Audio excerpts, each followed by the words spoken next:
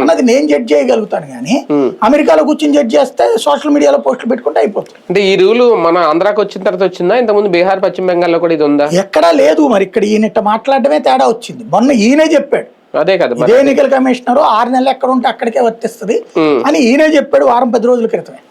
ఆ రోజున paper clipping, ఈ రోజు పేపర్ క్లిప్పింగ్ పెడితే ఎందుకు రాష్ట్రానికి మాట మారాడని చెప్పేసి అనుకోవాలి. త్వరలో రాష్ట్రానికి ఒక స్పెషల్ ప్రివిలేజెస్ ఉంటాయా? అది కూడా ఏంటంటే ఆంధ్రాకి, మిగతా రాష్ట్రాలకి ఆంధ్రాకి ఒక తేడా ఉంది. మిగతా రాష్ట్రాలు చచ్చిపోయిన వాళ్ళు వాటితో పాటుగా విదేశాల నుంచి వచ్చిన వాళ్ళు ఉన్నారు. ఇప్పుడు బెంగాల్ లేకపోతే ఉత్తరప్రదేశ్ అట్లాంటిది.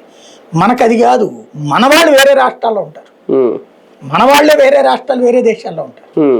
ఇప్పుడు వీళ్ళు వేరే రాష్ట్రాల్లో ఉన్నప్పుడు అక్కడ ఓటు హక్కు పొందడం తప్పులేదు. వేరే దేశంలో అయితే అక్కడ ఓటు హక్కు రాదు. బ్రిటన్ లో అయితే స్థానిక సంస్థలో ఓటు వేయడానికి మనకు హక్కు ఉంటుంది.